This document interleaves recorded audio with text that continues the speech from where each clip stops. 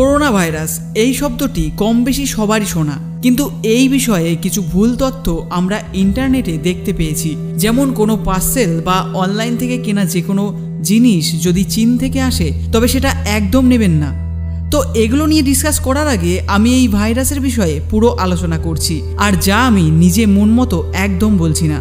WHO মানে world health organisation তাদের report পেশ করেছে, আর সেটা থেকেই আমি এই তথ্যগুলি নিয়ে এই ভিডিওটি বানিয়েছি। আর ওয়ার্ল্ড হেলথ অর্গানাইজেশনের পেশ করা রিপোর্টের লিঙ্ক আপনি ডেসক্রিপশানে পেয়ে যাবেন। কি হয় করোনা ভাইরাস? করোনা ভাইরাস হলো ভাইরাসের একটা বড় পরিবার, যা পশু এবং মানবদেহে পাওয়া যেতে পারে। কি হয় novel corona virus? Novel corona virus corona ভাইরাসের একটা স্টেন, যা 2019-এর ডিসেম্বরে চায়নার উহান শহরের আগে মানবদেহে পাওয়া যায়নি। এই ভাইরাস কতটা ক্ষতিকারক? 2019-এ পাওয়া নোভেল করোনা ভাইরাসে আক্রান্তর ফলে নাকে জল, গলা ব্যথা, জ্বর ভাব এইসব লক্ষণ দেখা দেবে।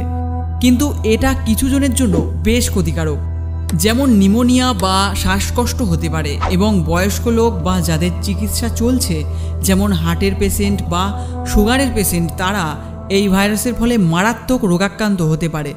বিড়াল বা কুকুরের থেকে কি এই ভাইরাস ছড়াতে পারে? একদম না। আপনি হয়তো শুনেছেন বিড়াল বা কুকুরের থেকে এই ভাইরাস আপনার শরীরে প্রবেশ করতে পারে, কিন্তু এটা পুরোপুরি গুজব, এর কোনো প্রমাণ পাওয়া যায়নি। সর্দি কাশি না করোনা ভাইরাস কিভাবে বুঝবো? এখন জ্বর বা সর্দি কাশি হলে লোকে তাড়াতাড়ি ডক্টরকে দেখাচ্ছে করোনা ভাইরাসের ভয়ে, কিন্তু কিভাবে বুঝবেন শুধু আপনার ঠান্ডা বা জ্বর এসছে? যদি আপনার ঠান্ডা লেগেছে বা জ্বর এসছে, মাথা ব্যথা, সর্দির সমস্যা হচ্ছে, তবে অবশ্যই দেরি করবেন না। আর যদি আপনি 14 দিন আগে কোথাও ঘুরতে গিয়েছিলেন, বা এমন কোনো ব্যক্তি যার শ্বাসকষ্টের প্রবলেম রয়েছে বা ভাইরাসজনিত কোনো রোগের সমস্যা রয়েছে, তবে দ্রুত চিকিৎসা করান। আচ্ছা, যদি আপনি অনলাইন থেকে কোনো প্রোডাক্ট বাই করেন আর সেটা যদি চীন থেকে আসে, তবে কি সেটা নেওয়া উচিত? হ্যাঁ, নিতে পারেন, কোনো সমস্যা নেই। WHO রিপোর্ট অনুসারে এই নোভেল করোনা ভাইরাস কোনো প্যাকেট বা কোনো কাগজে সারভাইভ মানে বেঁচে থাকতে পারে না, তাই ভয় নেই, যে কোনো প্রোডাক্ট নিতে পারেন। এবার একদম শেষ প্রশ্ন, কিভাবে নিজেকে বাঁচাবেন করোনা ভাইরাস থেকে? 1 নম্বর, কোথা থেকে বেরিয়ে এলে অবশ্যই নিজের হাত পা ধোবেন সাবান বা জল দিয়ে, আর আপনার মোবাইল বা অ্যাক্সেসরিজগুলো র্যাবিং অ্যালকোহল দিয়ে পরিষ্কার করবেন, কারণ আপনার মোবাইল ফোনটি কথা বলার সময় আপনার মুখের সামনে আসছে এবং আপনার স্কিনে টাচও হচ্ছে।